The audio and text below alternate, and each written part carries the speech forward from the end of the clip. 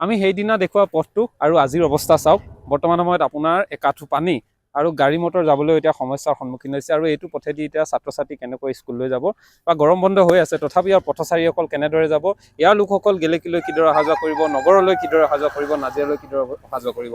এই পথটো চাওক। বৰ্তমান সময়ত সৰু ল'ৰা ছোৱালী এতিয়া আহি আছে, তেওঁলোকে খোজকাঢ়ি আহিব লগা হৈছে, না গাড়ী মটৰ একো যাব নোৱাৰে। এনে এটা পৰিৱেশৰ সূচনা হৈছে। আৰু এই সূচনাৰ কাৰণে পথটো সম্পূৰ্ণৰূপে দ হৈ পৰিছে। ওচৰৰ ছাইডৰ যিবোৰ বিল দেখিছে, পথাৰ আছিলে পূৰ্বে, আৰু সকলোবোৰ এতিয়া ওখ হৈ গ'ল, পথটো চাপৰ হৈ গ'ল। আৰু এই অঞ্চলটো, ইয়াৰ কমেও 9খনৰ অধিক গাঁও বৰ্তমান সময়ত পানীৰ তলত আছে। আৰু এই সমস্যা কিন্তু আজিৰ নহয়, দীৰ্ঘ দিন ধৰি, দীৰ্ঘ বছৰ ধৰি, বহু বছৰ ধৰি ভুগি আছে। আৰু এই পিছফালে আছে এটা ৰংগমঞ্চ, যিটো ৰংগমঞ্চত মন্ত্ৰী পীযুষ হাজৰিকাই কৈ থৈ গৈছিলে যে এই সকলোবোৰ কাম ক্ষিপ্ৰতাৰে কৰি দিয়া হ'ব।